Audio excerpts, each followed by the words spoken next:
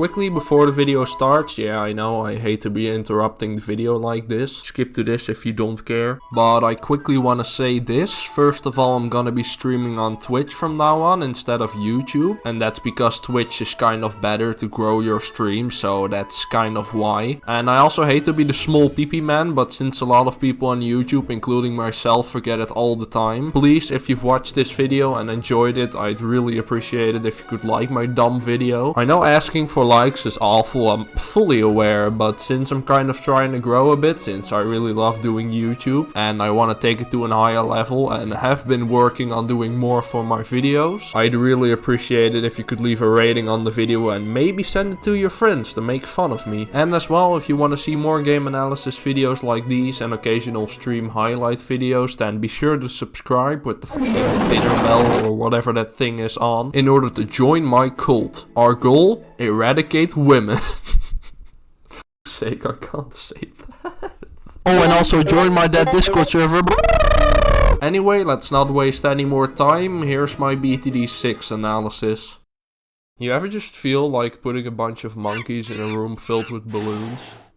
Well, I mean, that would be one explanation for the existence of this game. Bloons TD6, also known as BTD6, is a game about monkeys fighting against balloons. Again, I don't know how they got this idea, like maybe it was a slot machine, or maybe it was a good line of cocaine. No, flour. Or maybe a brick on the head, I have no idea. But even though the concept of this game probably got created after a night of one too many shots of whiskey, still, this game is a lot of fun. Bloons TD6, or BTD is what I'm gonna call it from now on, is a game about mammals defending against waves of party decoration. Now, before I talk about why this is a Roy proper game, mate, and talk in more detail what the game is actually about, first I gotta make something clear, cause you might be thinking to yourself, hey, Libbekofé, why are you talking about BTD6 but not BTD5 or BTD3 or BTD 1.75 Hz per 6 square kilometer? Like, why are you skipping to BTD6 and ignoring the older games? Like, shouldn't you talk about those since they're probably very unique from each other and very different? And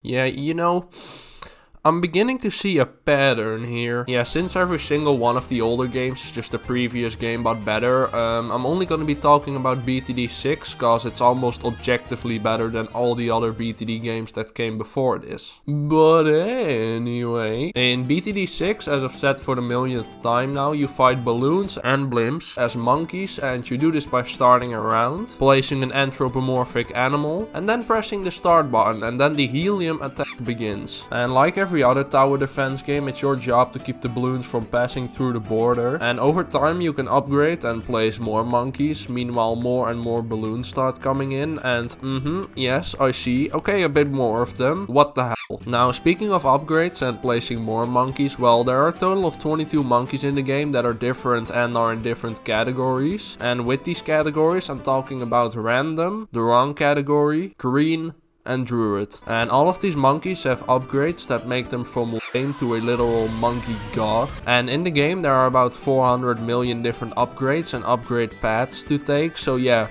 monkey. But you don't just have monkeys, no, you also have monkey heroes, since even in the monkey tribe there's a Spider-Man 3 role to be filled. Now, these monkey heroes are basically just normal monkeys. You place them and they level up by existing. But monkeys aren't the only one with upgrades or fancy monkey heroes, because the balloons also have different types of tiers and shapes and sizes. And you also have blimps, no, not that one, that kind of act as the bosses or mini bosses if you will, since they're incredibly strong. And the balloons also have different variants in terms of stuff like regen, which is regen when you get AOE'd, or camo, which makes it invisible for a monkey unless that monkey is given camo vision. But it also counts for darts, since if you don't give darts camo vision, they won't be able to see the balloons either.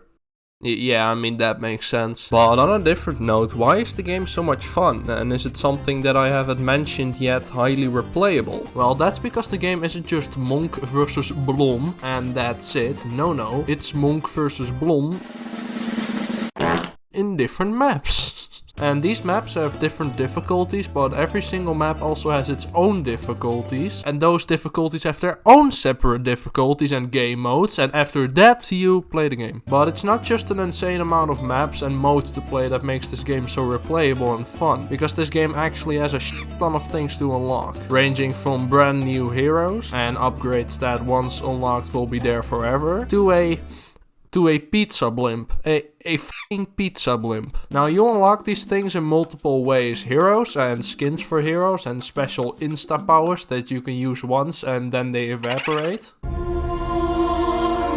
These can be bought through monkey money, and no, it's not a cryptocurrency yet, but it's a pretty basic currency that you can get by completing modes, and the higher the difficulty, the higher the rewards. And to unlock monkey knowledge, which makes monkeys and powers stronger, well, you just have to play. And I thought this would teach them how to create fire and sharpen tools, but yeah, I was incorrect. Now this monkey knowledge, like I said before, are small upgrades that are permanent unless you turn them off. And then the final currency, trophies, which are used in a special trophy shop where you can unlock skins for balloons, effects, multiplayer emotes, avatars and all types of cool stuff. And these can be unlocked by playing through a special game mode called Odysseys. No, not this Odyssey. And Odysseys are, well, Odysseys that are, depending on what difficulty you chose, you will go through a certain number of stages or certain difficulties that have certain restrictions alongside them. And I gotta be honest, I'm not a fan. The thing is, the whole premise of Odyssey mode is good, but it doesn't feel like you're going on an odyssey of levels and challenges. But it feels like, hey there pal, you wanna unlock that fucking pizza blimp? Okay, well, all you have to do is just go over there and beat a handful of challenges. Oh, okay, well, that sounds like fun. Have fun. Like, it just feels like you're being handicapped instead of challenged, and like you're restricted in terms of possibilities instead of having to work with less options. If that makes any sense at all. Like, what I'm trying to say is it doesn't feel like a challenge, but it feels like you're being handicapped, which is just annoying. But never fear, because you don't have to play this gimmicky game mode to unlock trophies, no, because there's another option. A different gimmicky game mode, god fucking damn it. Yes, races. These are basically just normal gameplay, but you have to complete it as fast as possible, and you do this by calling in waves early.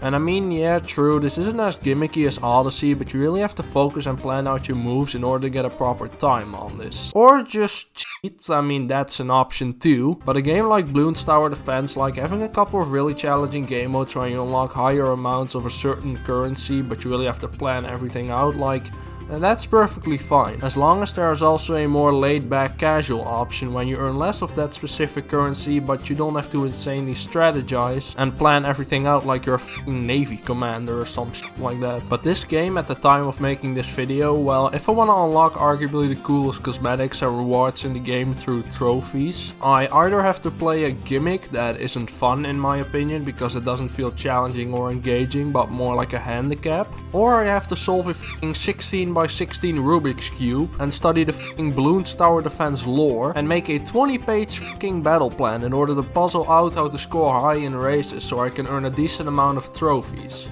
Yeah, this ain't fun. Like, is it too much to ask for just a regular normal game mode where you can also earn trophies? Like, maybe certain maps that are in a trophy rotation where by completing modes on this map you can not only earn monkey money but also trophies for as long as this map is in this rotation, so that I can stay the fuck away from these. And I also think it's good because, well, I think for the most part a lot of us, or at least I do, stay a lot on like certain maps and don't really venture out into too many newer ones.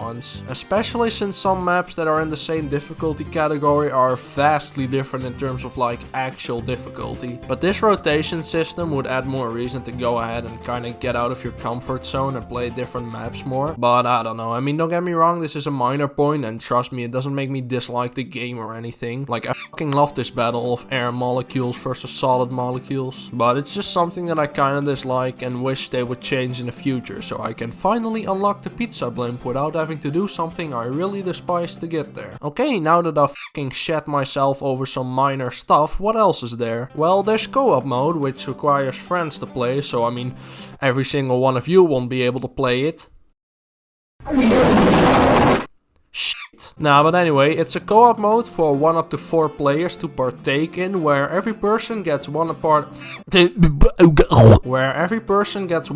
the screen, or the entire screen is just shared. And no, for as far as I know, this isn't something you can choose, but it's determined by what map you're playing. But this is a lot of fun, like the amount of times me and my friends were playing this while we were supposed to pay attention in online class. Yeah, it's amazing, truly a great experience. Especially when the teacher called me out to answer a question. I had no idea what they were even talking about. Fucking didn't even know what subject I was following half the time. But for the rest, well, I mean, you have achievements and settings if that really interests you. And what is this? But yeah, those things are the main parts of the game. So now my opinion on the game. Well, I mean, it's a game. Nah, but I think it's an amazing tower defense game. There's an insane amount of stuff to do and to play in this game, and the amount of modes and maps you can play is seemingly endless. And there's also an insane amount of replay value because of cosmetics / new monkey heroes to unlock, which further adds to the replay value. And the cherry on top of the monkey cake is that this game receives updates pretty often, like every 2 to 3 months or so. And these updates add new maps, new cosmetics, new features / game modes, new monkey heroes, and sometimes even new monkeys too. Finally.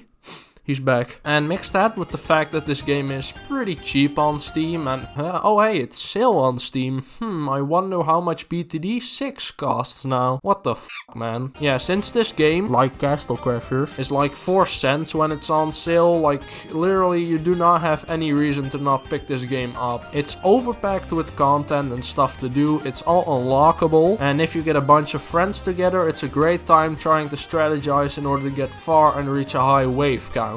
With the emphasis on trying to strategize. But yeah, this game is cheap, it's nearly free when it's on sale, and even if you're not the biggest tower defense fan, still I'm certain you'll have your fun with this game, cause it's simple, but if you want it to be, it can be complex too, so it's accessible for basically everyone. Conclusion, good game, fucking Doge seal of approval. Also Ninja Kiwi, if I don't see an ETN skin added to the game soon. Well, I mean, I'll be very sad. Oh, what's this? They added an ATN skin. Well then, Ninja Kiwi, if I don't see another skin for ATN by the end of this month, I'm telling you, heads are gonna be rolling. Yeah, that's right, I'm a Twitter user, I can never be happy.